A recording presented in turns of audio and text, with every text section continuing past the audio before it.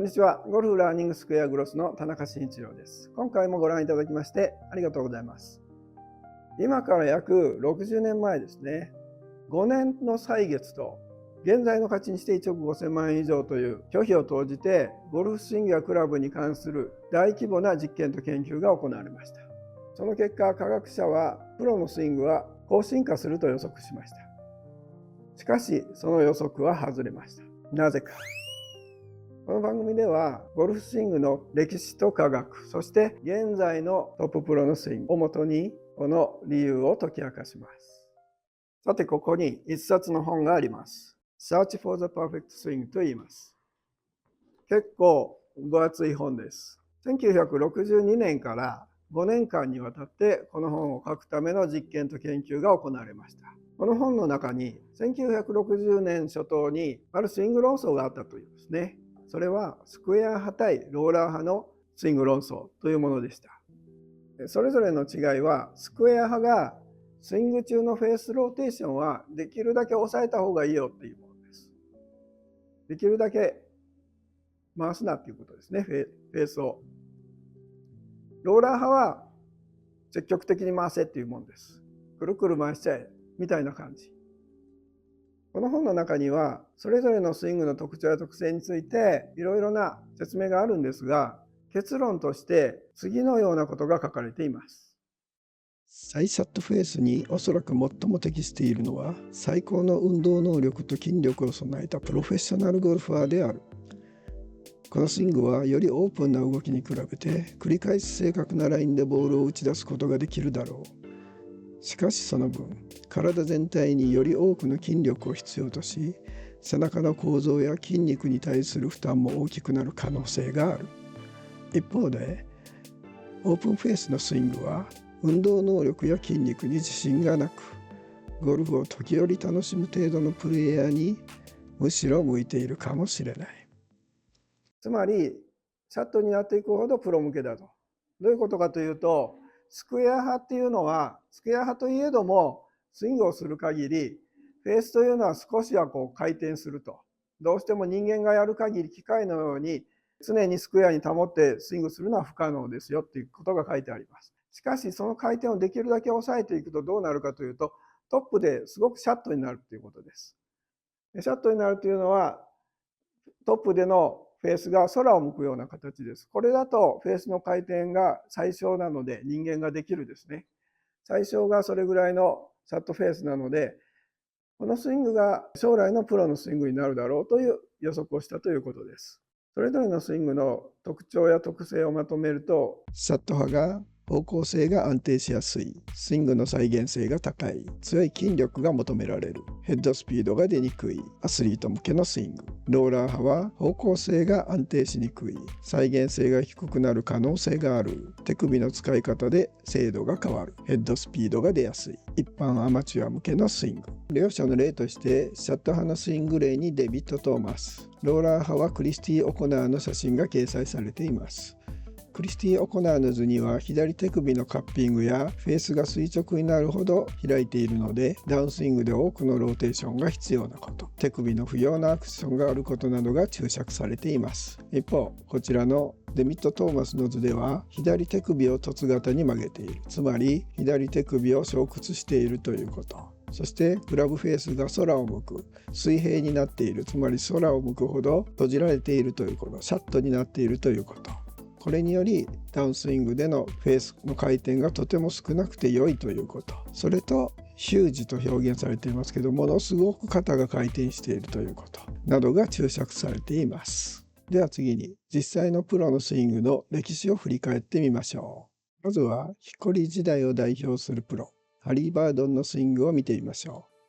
う。ハリー・バードンは26歳で全英オープンに初優勝し、その後44歳で全英6勝目を飾り、メジャーで7勝を達成して偉大なゴルファーです。現在でもゴルフグリップの標準型であるバードングリップとしてその名が残っていることからも、その影響力の大きさがわかります。彼のスイングを見てみると、トップでこのように手首が背屈し、そして肩の回転は少なく、肘も曲がっているし、ここのフェースが今かなり開いているのがわかると思います。これがローラー派のスイングの典型的な例です。次に同時期に活躍したテッド・レイのスイングを見てみましょう。テッド・レイも全英全米オープンの両方で優勝した名手で、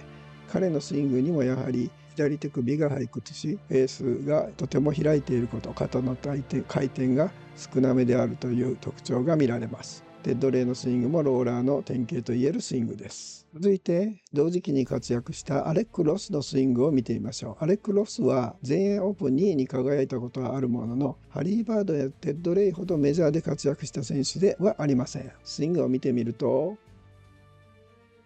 このように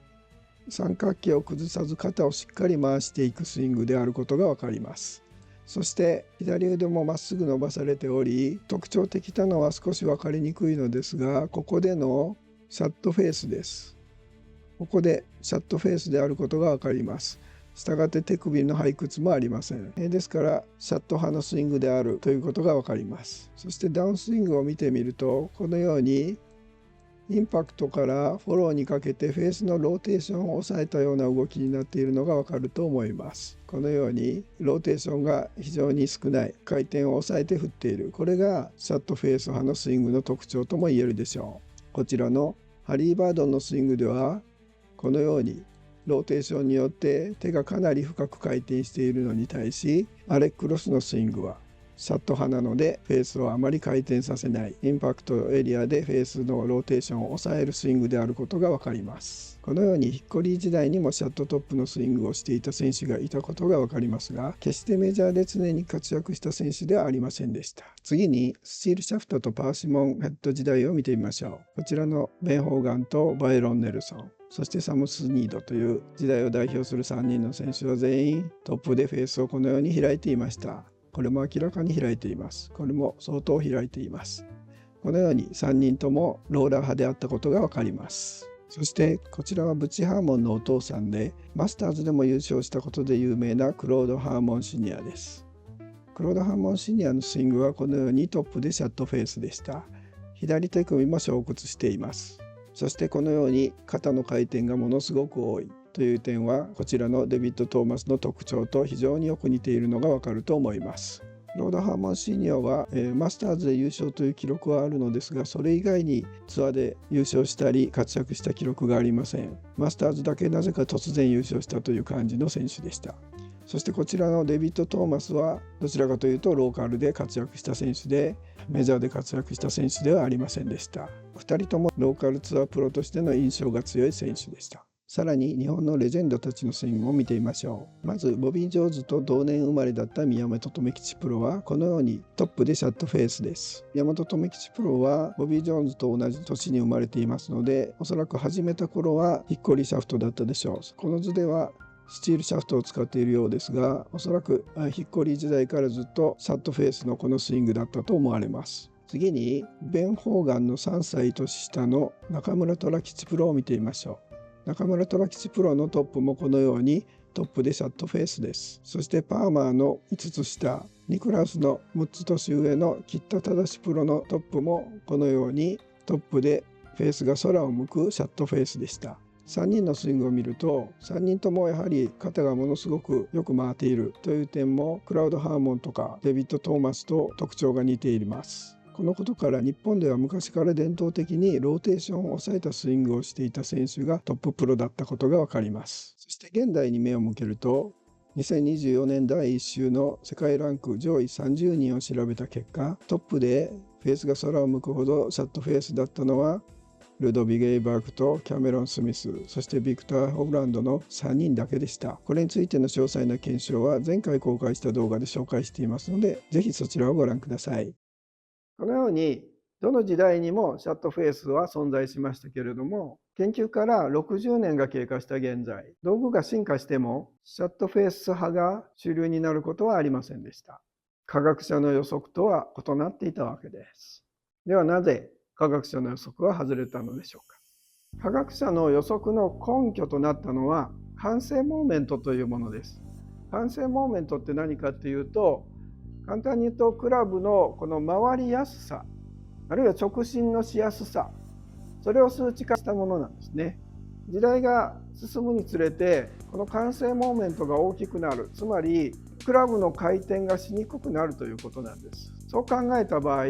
クラブを積極的に回すスイングよりも回転しにくいヘッドを回転させないようにするスイングの方がアスリートにとってはいいだろうと考えたんです。普通の人にとってそれは難しいことであっても、アスリートの筋力があればそれは可能だし、そちらの方が科学的に見て精度が絶対に高いわけです。そう考えたわけですね。しかも反復性にも優れている。これは絶対にプロ選手向きだと。そういうふうに考えたわけですね。慣性モーメントをもとに科学者はアスリート向けのスイングはシャットフェースになると、このように予測したということだったんですね。実際金谷プロやビクター・ホグランドのスイングを見るとものすごく肩を回しています。中村虎吉プロも同じぐらい肩を回しています。現代のプロと中村プロのスイングの大きな違いは腰の回転量です。現代のプロの方が腰の回転を抑え、より体の柔軟性が必要なスイングをしているということが分かります。加えてホグランドや金谷選手はものすごく筋肉が発達しているということも画像から感じ取れます。確かにシャットフェースのスイングには柔軟で強い肉体が必要であることは科学者が予測した通りでした。しかし現在の PGA ツアープロを見ると、体を鍛えることはもう当たり前ですし、誰もが身体的能力の優れた選手ばかりです。であるにもかかわらず、どうしてシャットフェースのスイングを採用しないのでしょうか。その理由は、科学者が見落としたローラー派のスイングの進化があります。ローラー派のスイングの弱点は手首を使うこと、腕を振ること、体をあまり使わないことによる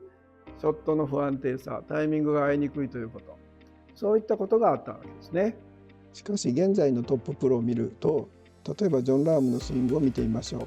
う。ジョン・ラームのトップはこのように明らかにトップでフェースを開いています。しかし左手首は衝屈し、手首から発生する不安定さを抑えています。ローラー派の進化とは何か。要するにローラー派はフェースの開閉を手首ではなく腕を使うことで手首の動きを抑えることに成功したわけです。現在のトッププロで特徴的なのは手首の動きがほとんどなく体の負担も少ないという点です。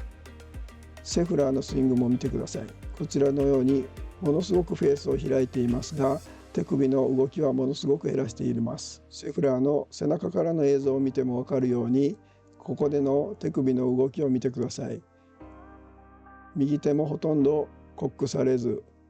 手首の動きをものすごく抑えているのが分かると思います。ここでトップでフェースをかなり開いているわけですけれども、手首の動きとしてはほとんどなくノーコックです。このように現在のトッププロはフェースを開いて閉じるというローラーの特徴はそのままに、腕の動きを使うことで手首の動きを抑えることに成功しました。もう一度ラームのバックスイングを見てください。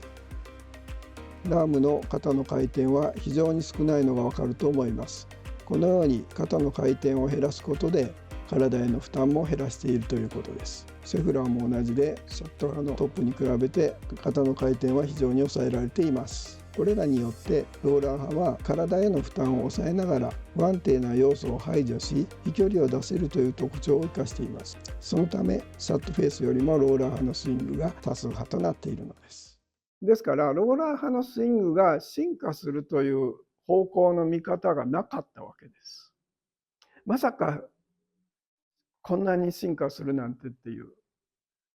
そして科学者が見落としたもう一点に、クラブの慣性モーメントの増大とスイングの変化の見落としというのがあると思います。ヒッコリー時代のドライバーの慣性モーメントはおよそ 2210g 平方センチメートル。スチールシャフト時代のパーシモンヘッドで3910、そして現在のチタン 460cc で計算すると 6650g 平方センチメートルです。これはもちろん一例ですが、代表的な例でそのように計算することができました。しかしここで注目してほしいのは数値の増大ではなくその変化率です。ヒッコリー時代からスチールシャフト時代に道具が進化したことで変化した変化率は 76.9%、 それに対してスチールシャフトから現在のチタンへの変化率は 70.1% です。つまりヒッコリー時代からスチール時代への変化率の方が大きな進歩だったということです。このように慣性モーメントの数値という観点で見ても、ヒッコリーシャフト時代からスチールシャフト時代の変化の方がスチールシャフト時代からチタンヘッド時代への変化よりも大きかったということが言えます。もちろんこれは一つの例なので、全てのクラブでそうだったかは分かりません。慣性モーメントというのはやっぱりクラブによっても違ってきますので、スチールシャフト時代であってもいろいろな慣性モーメントのクラブがありますし、ヒッコリー時代にもいろいろな慣性モーメントのクラブがある。現在のクラブもいろいろクラブによって数値は違いますから、組み合わせによっては同じ結果にならないかもしれないんですけども、今回代表的な数値で考えた場合、そのような結果になりました。で、慣性モーメントという単に一つの単位だけではなく、ヒッコリー時代のシャフトっていうのは 150g から 200g ぐらいのその重さがバラバラだったり、あるいはしなりがすごく大きいヒッコリーっていう木ですから、そしてかつねじれが強かったんですね。だいたい6度から10度以上と言われています。それに対してスチールシャフトというのは 120g ぐらいで安定しています。かつねじれも1度か、2度から3度ぐらいです。このしなりもね、一定にしやすいですね。S シャフトとか R シャフトとか、そういったことを考えると、ヒッコリー時代からスチール時代へのこの変化というのは、ものすごく衝撃的な変化だったわけです。それほどのすごい変化が、道具の進化、それほどのすごい道具の進化があったということが言えるんですね。それほどのすごい道具の進化があったにもかかわらず、ヒッコリー時代はローラーのスイングが天下を取っていました。そしてスチール時代になっても、ベン・ホーガンやサム・スニード、バイロン・ネルソンといった時代の天下を取ったスイングというのは、ジャック・ニクラスもそうですけれども、時代の天下を取ったスイングというのはローラーのスイングだったわけです。つまり慣性モーメントという一つの数字だけからスイングの予測をするというのは、そもそも無理なんですね。慣性モーメントという一つの観点でスイングが判断できるほど、あるいは予測できるほどスイングは単純ではない。そういうことがあったんだろうと思います。では皆さんはどうすればいいのかっていうことなんですけれども、ご覧いただきましたように、トッププロは確かにローラー派が多いということが言えます。ですから皆さんもローラー派のスイングがしたいと思うかもしれません。しかし例えば現在トップでシャットになっている人がトップでフェースを開くということは実はそんなに簡単なことではありません。トップでのフェースアングルが少し変わっただけでもダウンスイングの動きというのはかなり変わってしまうので、トップでシャットだった人が開いたらダウンでもどう動いていいのかわからないという、そういう状態になってしまうことも少なくありません。スイングで重要な要素にやはりフィーリングというのがあります。これはもう計算でどうにもできるものではありません。もうその人の感覚の問題ですから、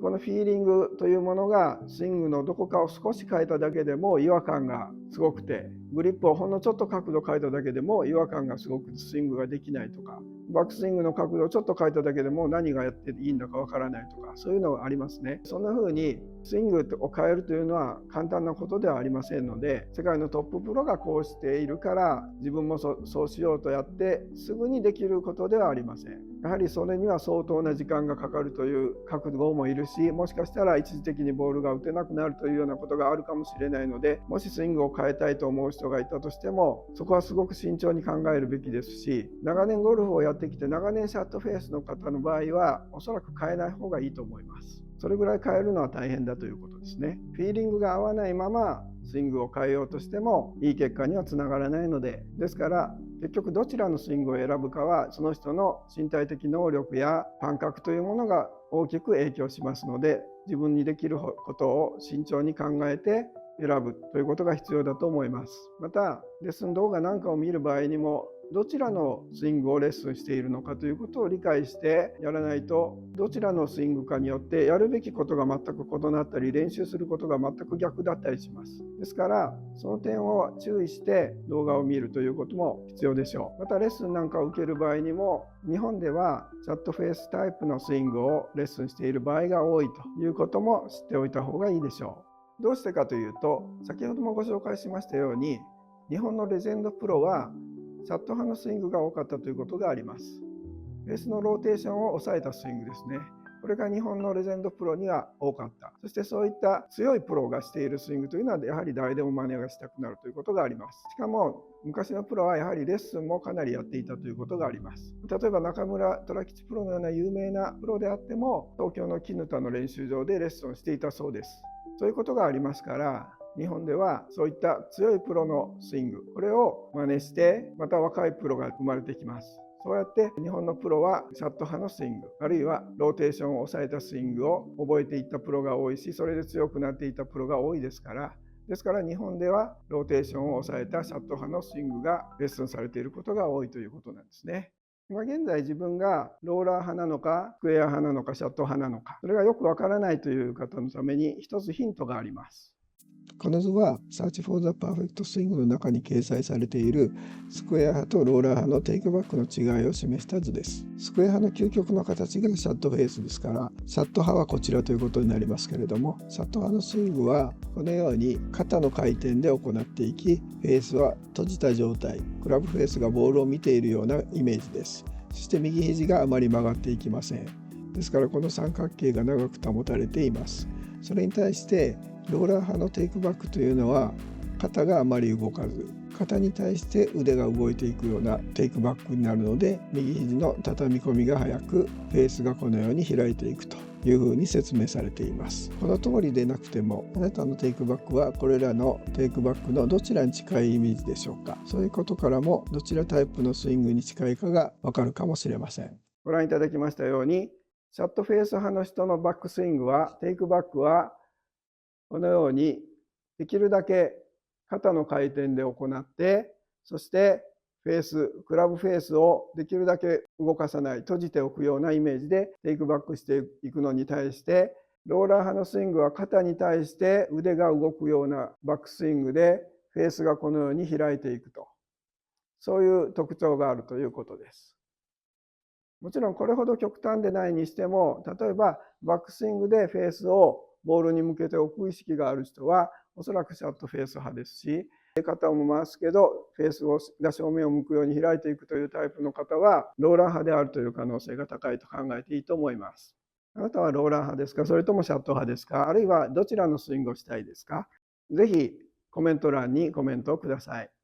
動画を最後までご覧いただきましてありがとうございました。今回の元となったこの本は20年以上前から持っていた本なので、今回の論争についても20年以上前から知っていたことなんですけども、この動画を作るにあたっていろいろな資料を調べていく中で、ものすごくショックを受けたことがありました。ショックを受けたというか、ものすごく驚いたことがありました。そしてその驚いたことをもとにいろいろなことが見えてきました。もちろん私の想像の中での話なので、それが正しいのか正しくないのかは分かりませんけども、それがどういうことだったのか、そんなことを次回はお話ししたいと思います。私自身30年以上レッスンをしてきましたけれども、もっとこの事実を早く知っておきたかったという、そういう気持ちです。今回の動画は事実に基づいた内容になっています。しかし、